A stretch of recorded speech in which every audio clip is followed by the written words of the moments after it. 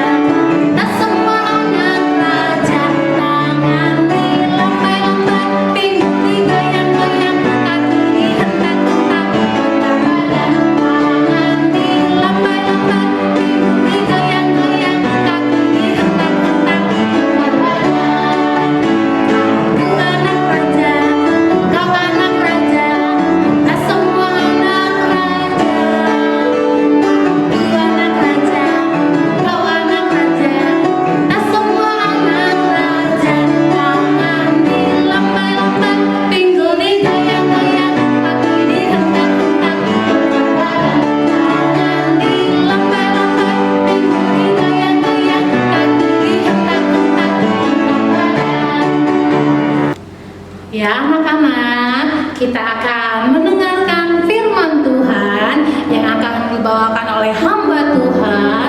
Kita akan mempersiapkan hati pikiran kita untuk kita fokus akan firman Tuhan. Kita akan mengangkat lagu pujian firman Tuhan ku dengar.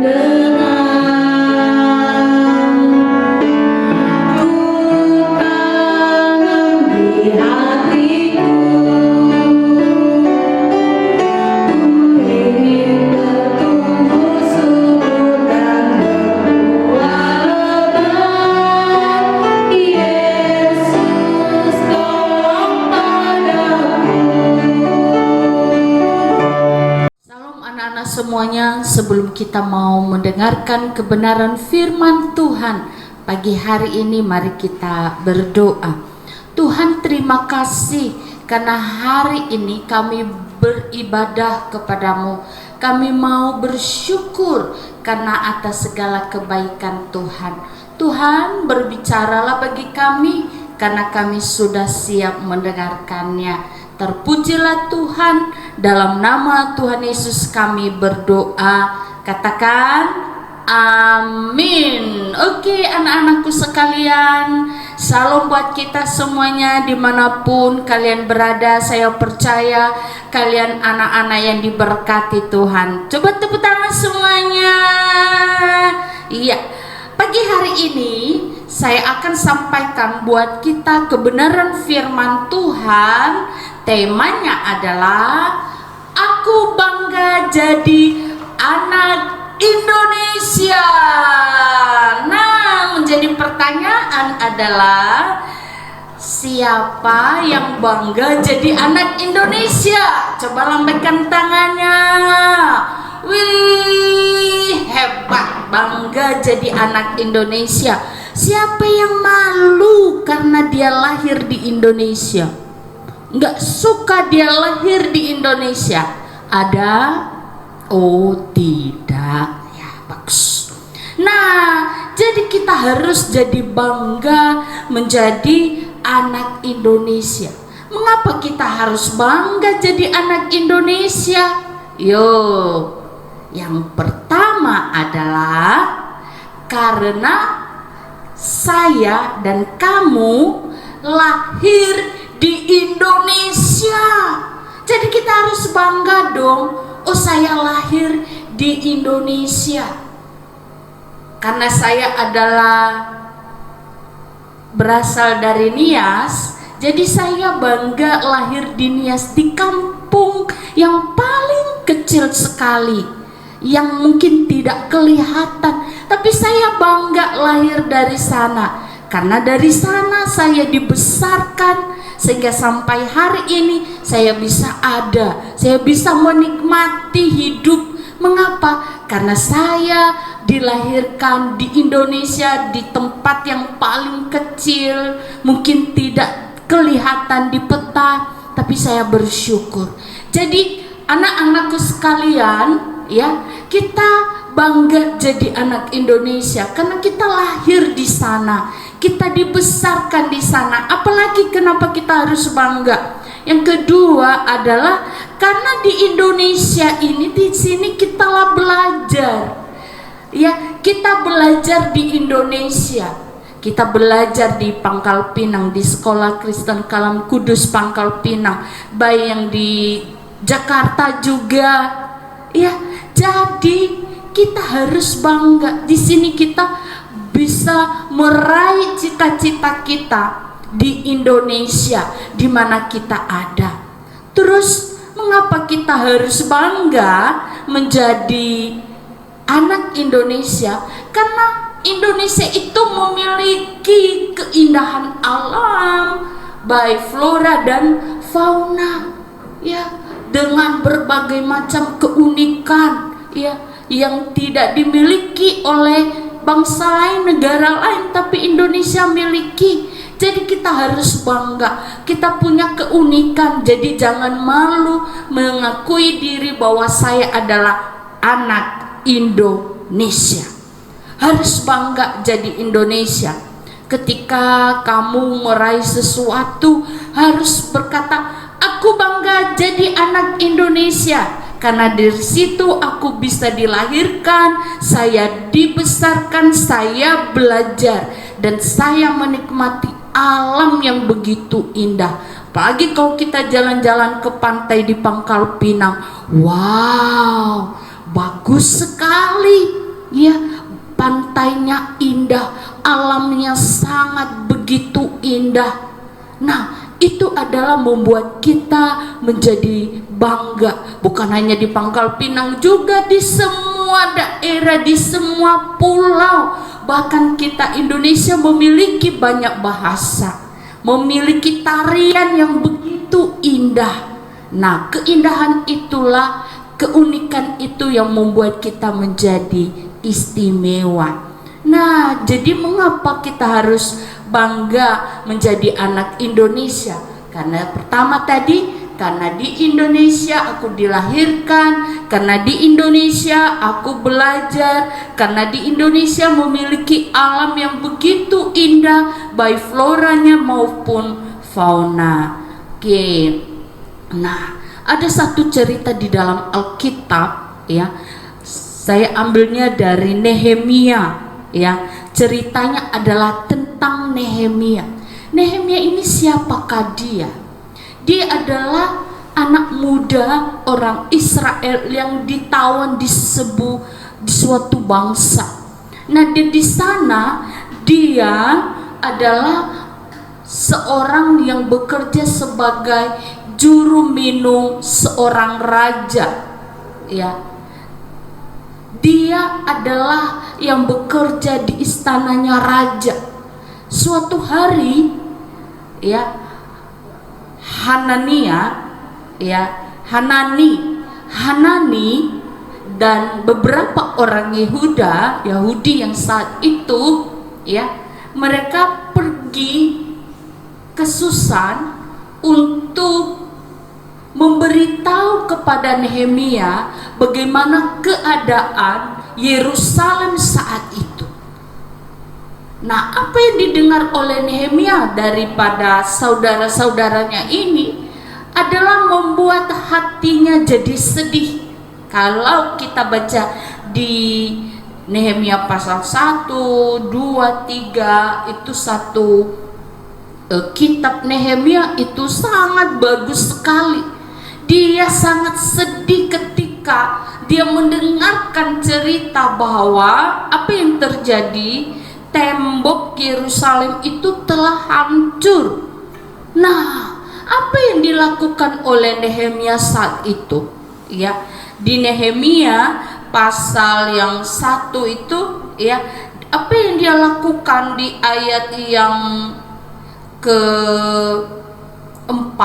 Nah, di situ ada dia katakan bahwa yang Nehemia ketika dia mendengar bahwa bangsanya sedang mengalami kesulitan, maka Nehemianya menangis dan berkabung. Dia menangis untuk bangsanya, kotanya sedang hancur. Dan yang kedua adalah dia berdoa dan berpuasa. Dan yang ketiga yang dia lakukan adalah dia bertindak. Bertindak apa? Dia pulang ke Yerusalem untuk membangun kembali tembok Yerusalem yang sudah hancur. Nah, Nehemia ini dia datang kepada raja. Nah, saat itu, ya, kalau baca di Alkitabnya ini, di Nehemia ini, Karena Nehemia ini tidak pernah wajahnya itu murung sedih. Nah, suatu kali itu dia datang kepada raja, memberi minum kepada raja, dan apa yang terjadi? Wajahnya sedang sedih, sehingga rajanya bertanya, "Mengapa wajah kamu bersedih, Nehemia? Ada apa?" Lalu Nehemianya menceritakan apa yang sedang dia rasakan, bahwa dia menceritakan bahwa kotaku di mana aku dilahirkan, temboknya sedang hancur, sedang bangsa-bangsaku di sana mengalami kesukaran. Lalu rajanya, "Terus apa yang kau mau sekarang ini, Nehemia?" Nehemia bilang, "Raja, jikalau engkau mengizinkan, aku sangat untuk pulang ke daerah saya." Lalu rajanya apa yang dia katakan? Boleh, karena rajanya adalah dia bermurah hati. Kemurahan hatinya apa? Selain dia mengizinkan Nehemia pulang, bahkan dia memberi bantuan kayu-kayu yang dibutuhkan oleh Nehemia serta Ezra untuk dibawa pulang ke Yerusalem. Nah, anak-anakku sekalian, dan kalau kita melihat, ini mulai mereka merancang bagaimana membangun kota, tembok Yerusalem itu menjadi tembok yang baik sehingga musuh tidak mudah untuk memasuki kota Yerusalem. Nah, tahu nggak berapa hari lamanya mereka membangun sebuah tembok yang sudah dihancurkan itu? Mereka membangunnya dengan hanya 52 hari lamanya. Dengan begitu cepat, mengapa mereka bekerja sama di sana? Ketika Nehemia, Ezra pulang, lalu mereka mengajak orang-orang Israel yang ada di sana untuk membangun. Lalu mereka mempunyai semangat yang besar untuk mendukung bangsa dan negaranya, membangun kembali. Nah, itulah cerita Nehemia. Nah, bagaimana dengan kita hari-hari ini, anak-anak?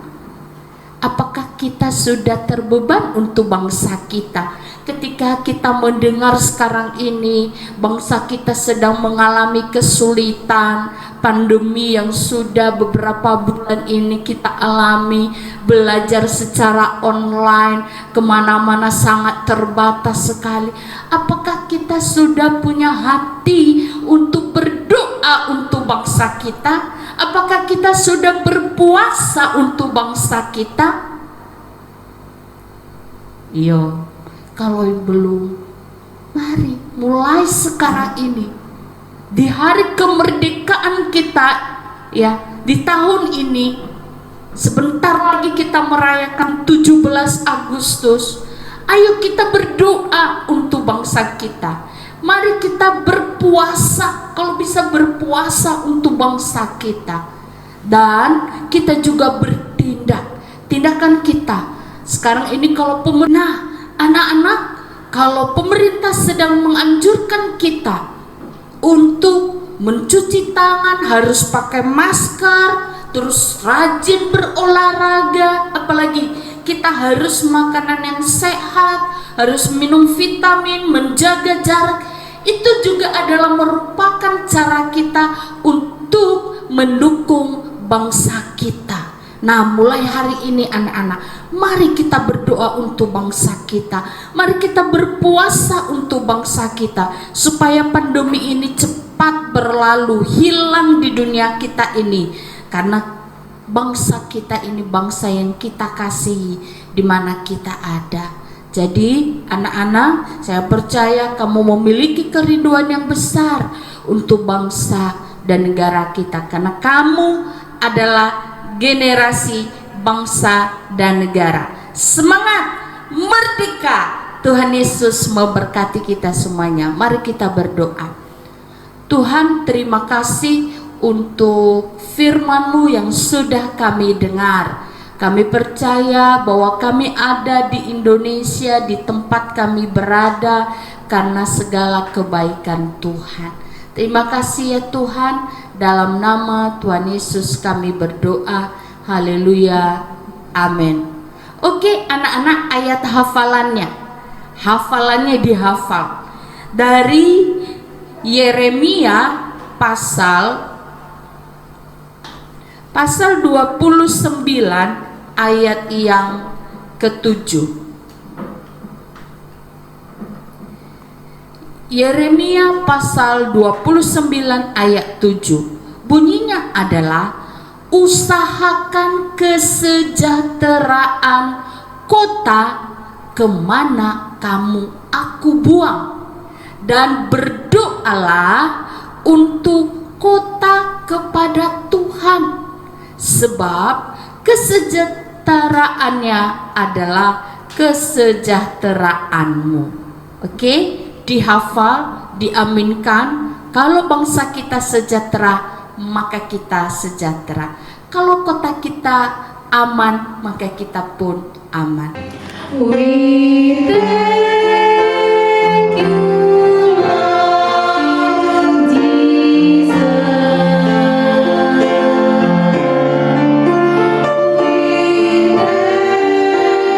thank you, Lord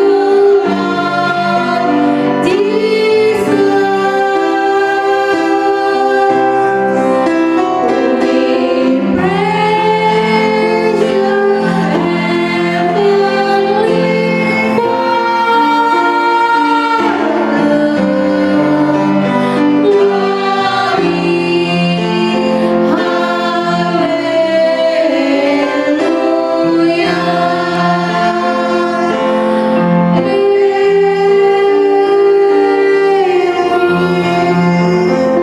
Demikian anak-anak kebaktian kita hari ini. Untuk selanjutnya silakan masuk ke kelas virtual masing-masing. Sampai berjumpa di kebaktian selanjutnya ya.